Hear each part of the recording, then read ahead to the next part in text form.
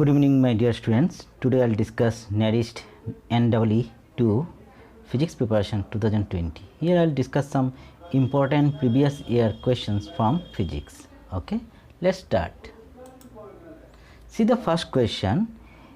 A parallel plate capacitor is formed by two plates, each of area 100 centimeter square, separated by a distance of 1 millimeter.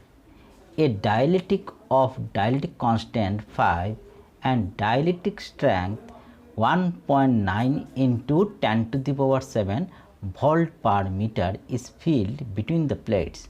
The maximum charge that can be stored on the capacitor without causing any dielectric breakdown is.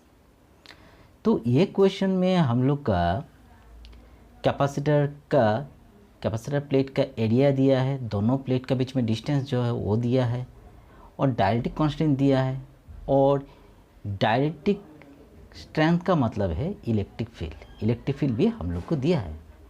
अब बोला है कितना amount of charge देना पड़ेगा so that dielectric breakdown ना हो।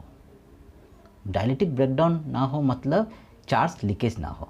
ठीक है, तो इसको सॉल्व करने के लिए हम लोग को जानना पड़ेगा electric field formula when dielectric slab is introduced between the plates of capacitor. ठीक है, तो डायलेक्ट्रिक स्लैब जब भी हम लोग कैपेसिटर का दोनों प्लेट के बीच में डालते हैं तो इलेक्ट्रिक फील्ड कितना होता है, E equal to Q by K A epsilon not.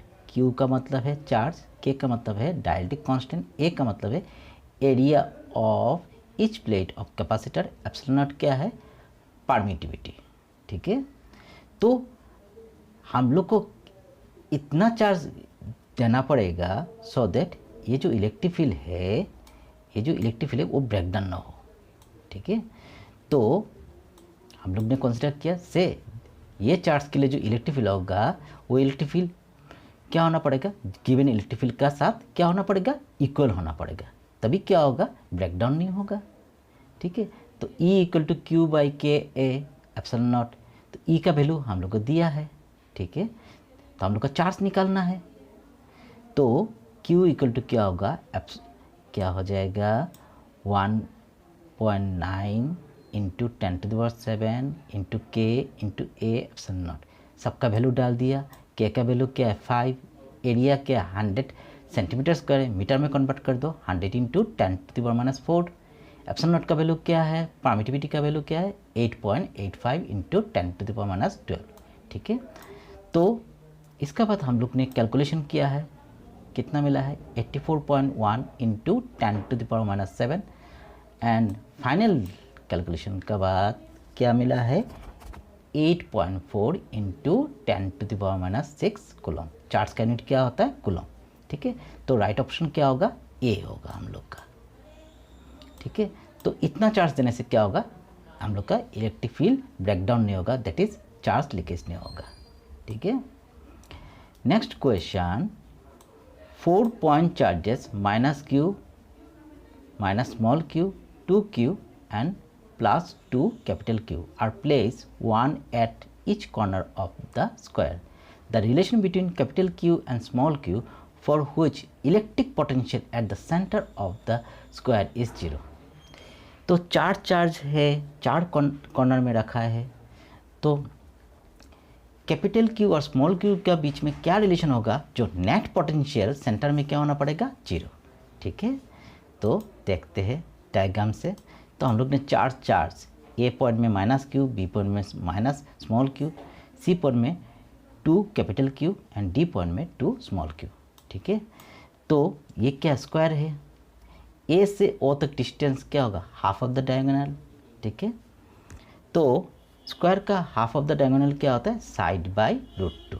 इसका मतलब ए ओ बी ओ सी ओ डी ओ का वैल्यू क्या होगा L/√2। ठीक है, तो हम लोग क्वेश्चन में बोला है सेंटर में पोटेंशियल क्या होना पड़ेगा, सभी चार्ज का सम करने से 0। तो -q का पोटेंशियल सेंटर में, स्मॉल q का पोटेंशियल सेंटर में, 2q का पोटेंशियल सेंटर में, 2 स्मॉल q का पोटेंशियल सेंटर में सम करने से क्या होगा 0। ठीक है। दैट इज़ हम लोग ने कंसिडर कर दिया ए पॉइंट का जो चार्ज है उसका पोटेंशियल भी है, बी पॉइंट में भी एंड सी पॉइंट में भी सी एंड डी पॉइंट में भी डी इक्वल टू क्या होगा 0, ठीक है। तो पोटेंशियल का फॉर्मूला क्या है, चार्ज बाई डिस्टेंस, ठीक है। तो क्या है V equal to 1/4πε0 charge by distance.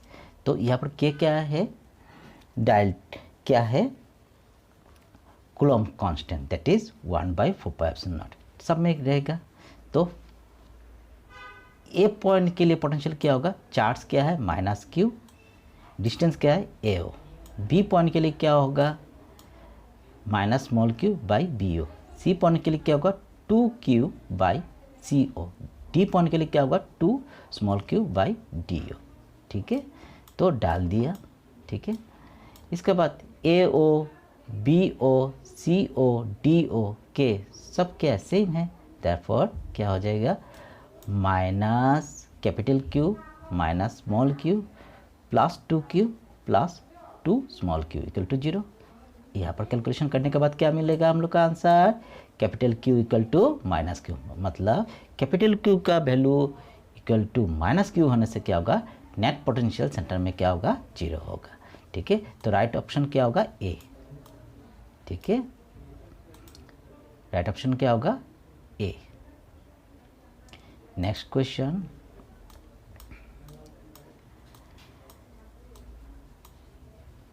Three equivalent capacitance between A and B in the below figure will be. तो यहाँ पर फिगर दिया, अभी देखो ये फिगर देख के पता नहीं चल रहा है ये तीनों कैपेसिटर सीरीज में है ना पैरेलल में है, इसको पता लगाने का टेक्निक है, ठीक है। चलिए देखते हैं। तो ये हम लोग का डायग्राम है, ठीक है। इसको हम लोग ने रीड्रॉ किया है और जितना भी जॉइंट है ना, ये एक जॉइंट है, ये एक जॉइंट है, ये एक जॉइंट है, ये एक जॉइंट में सबका नाम दे दो, ठीक है। तो मैंने नाम दे दिया MNOP, ठीक है। नेक्स्ट स्टेप में क्या करना है, ऐसा लिखना है MNOP, ठीक है, लिख दो। MN का बीच में क्या है 2 माइक्रोफैराड लगा दो, NO का बीच में क्या है 2 माइक्रोफैराड लगा दो, O और P का बीच में क्या है 2 माइक्रोफैराड लगा दो, ठीक है।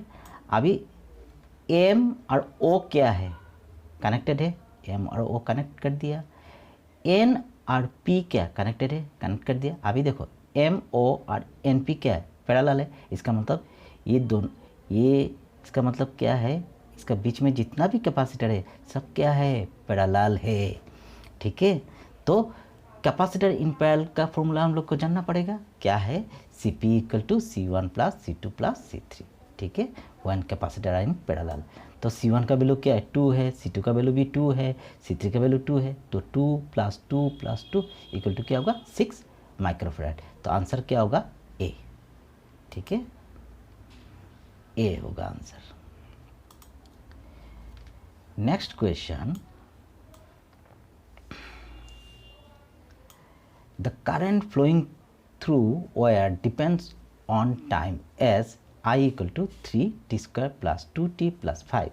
The charge flowing through the cross section of the wire in time t equal to 0 to t equal to 2 second is। तो इसको सॉल्व करने के लिए हम लोग करंट का फॉर्मूला जानना पड़ेगा। तो करंट इक्वल टू क्या होता है, change of charge with change of time, ठीक है। तो नेक्स्ट स्टेप हम लोग को चार्ज निकालना है। तो dt टाइम के लिए चार्ज कितना मिला है dq, तो t टाइम के लिए कितना होगा टोटल चार्ज वो निकालना है। टोटल जब भी करना है तो हम लोग को क्या करना पड़ेगा इंटीग्रेशन, ठीक है। तो नेक्स्ट स्टेप में to find total charge we integrating equation 1 we have, तो q इक्वल टू क्या होगा, लिमिट क्या है 0 से 2, ठीक है। i dt, i का वैल्यू क्या है 3t square plus 2t plus 5, integration कर दो तो क्या होगा 3 कांस्टेंट है बाहर निकाल दो, टी स्क्वायर का क्या होगा t³/3 upper limit lower limit plus 2, इसके बाद t का इंटीग्रेशन करने से क्या होगा t²/2 upper limit lower limit, या फिर 5 है 5 बाहर चला जाएगा तो क्या रहेगा dt का इंटीग्रेशन क्या होगा ओनली t, ठीक है। तो अभी 3 क्या हो जाएगा कैंसिल, 2 कैंसिल, ठीक है। तो क्या हो जाएगा t का जगह में क्या होगा अपर लिमिट क्या हो जाएगा 2q माइनस टी का जगह में 0 पुट करने से 0, प्लस 2 कैंसिल हो गया, तो टी का जगह में क्या होगा 2 upper limit minus lower limit 0 है, प्लस टी का जगह में क्या होगा 2 माइनस लोअर लिमिट। तो यहाँ पर क्या हो जाएगा कैलकुलेशन करने के बाद टी क्यूब 2 क्यूब का मतलब 8, यहाँ पर क्या हो जाएगा 4, यहाँ पर क्या 5 × 2 10, तो कितना हो 8 + 4 + 10 कितना हो जाएगा 22 कूलम। ठीक है, तो इसका राइट ऑप्शन क्या होगा हम लोग का ए, अगेन ए। ठीक है, राइट ऑप्शन होगा हम लोग का ए।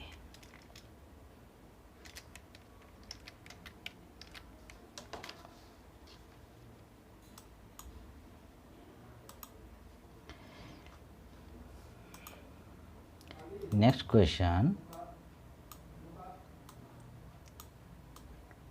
क्या बोला है, a 50 volt battery is connected across 10 ohm resistor, if the current in the circuit is 4.5 ampere, the internal resistance of the battery will be. तो हम लोग को जानना पड़ेगा इंटरनल रेजिस्टेंस का फॉर्मूला क्या है। इंटरनल रेजिस्टेंस का फॉर्मूला क्या है, R = E/V - 1 × R। E का मतलब क्या है EMF of the cell, V का मतलब potential difference across the external resistance capital R। और यहाँ पर R का मतलब क्या है एक्सटर्नल रेजिस्टेंस। ठीक है, तो EMF हम लोग को कितना दिया है 50 वोल्ट। ठीक है, तो जब भी करंट पास करेंगे तो रेजिस्टेंस में कितना वोल्टेज ड्रॉप होगा, दैट इज़ V = क्या होगा ओम्स लॉ से V = IR। I का वैल्यू 10 है, करंट सॉरी I का वैल्यू क्या है 4.5, R का वैल्यू क्या है 10 है। देखिए R का वैल्यू क्या है 10, I का वैल्यू क्या है 4.5। ठीक है,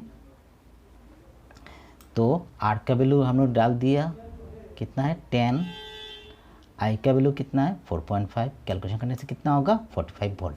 तो पोटेंशियल डिफरेंस निकाल दिया। ठीक है, अभी इंटरनल रेजिस्टेंस का फॉर्मूला E/V, E का वैल्यू 50 है, V का वैल्यू हम लोग निकाल के रखा है 45 - 1, R का वैल्यू कितना है 10, after calculation how much you got 1.1 ohm, that is internal resistance कितना होगा 1.1 ओम। तो ऑप्शन क्या होगा ए। ठीक है, तो this much for today, thank you, take care, stay safe.